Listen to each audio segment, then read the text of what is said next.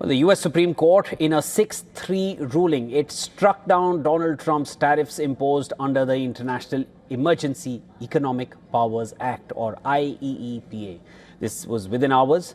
Trump signed an executive order ending all IEEPA tariffs.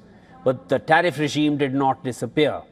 Instead, the administration moved very quickly to replace them with a global 15% tariff under Section 122 of the Trade Act of 1974, later, which was initially 10%, later increased to 15%. Now, these levies will take effect on Tuesday and are described as a temporary surcharge. But after that, congressional approval is required, something economists say is unlikely ahead of the midterm elections. This 150-day window now acts as a bridge while the administration prepares new tariffs under other trade laws. The Supreme Court ruling significantly limits the president's ability to impose tariffs unilaterally under emergency powers. Under IEEPA, tariffs had reached as high as 145% on China at one point.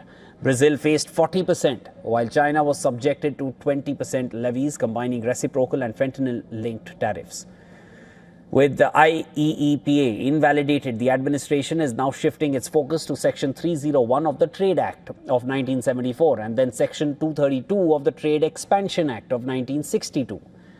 Unlike the earlier sections of IEEPA, 301 and 232, as I just mentioned, they require investigations, they require public comment periods, and also formal findings. U.S. allies stand to benefit from the 15% tariff, at least right now, a number which is lower than the one announced during the recently concluded trade agreements for European Union and South Korea. The number remains the same. UK is in a tough spot, though, facing a relatively higher tariff rate than the one that it secured. It had initially secured 10%, and now with the global tariff of 15%, UK stands to lose. Meanwhile, the ruling means tariffs can no longer be imposed instantly, the way Trump had been doing so far, something that could provide countries a breather to work out an economically viable deal. The era of immediate executive-driven tariff action appears to be over, replaced by a more procedural, legally reviewable process. Beyond the policy reset, the financial implications are significant. The Tax Foundation estimates that more than $160 billion in IEEPA tariffs have been collected. The refund decision now shifts to the U.S. Court of International Trade, which has previously indicated refunds would apply broadly if the tariffs were struck down. However, refunds will not be automatic. Legal experts warn that the process could be complex and prolonged. Even Supreme Court justices have cautioned that the refund process could be messy.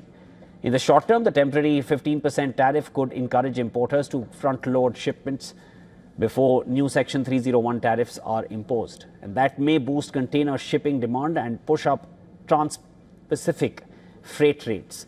But with new investigations and potential tariffs ahead, trade uncertainty remains far from resolved.